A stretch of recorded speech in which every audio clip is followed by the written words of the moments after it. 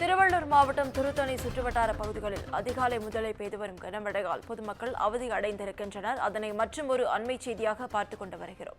இதுகுறித்த முழு விவரங்களை வழங்க செய்தியாளர் சுதாகர் நம்மோடு இணைப்பில் காத்திருக்கிறார். சுதாகர், வணக்கம். விவரங்கள்.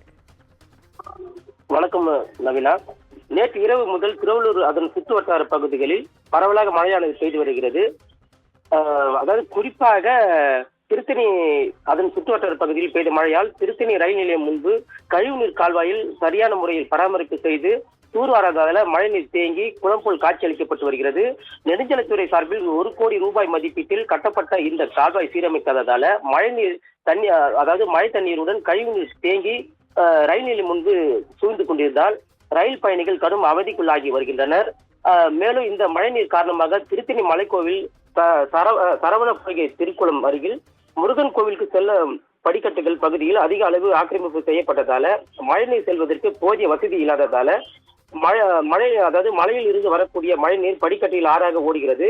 இந்த பகுதியில் ஆக்கிரமிப்பாளர்கள் கால்வாயை திறந்து வைத்ததால் கோவிலுக்கு செல்லக்கூடிய பக்தர்கள் எந்த நேரத்திலும் விபத்துக்கு உள்ளாகி, அதாவது விபத்து ஏற்பட்டு காயங்கள் ஏற்படக்கூடிய அபாயகரமான சூழ்நிலை ஏற்பட்டு வருவதால ஆக்கிரமிப்பு அகற்றி முறையான இந்த மழைநீர் கால்வாயை மூட வேண்டும் என பக்தர்களும் பொதுமக்களும் கோரிக்கை வைத்திருக்கிறார்கள் நவீனா.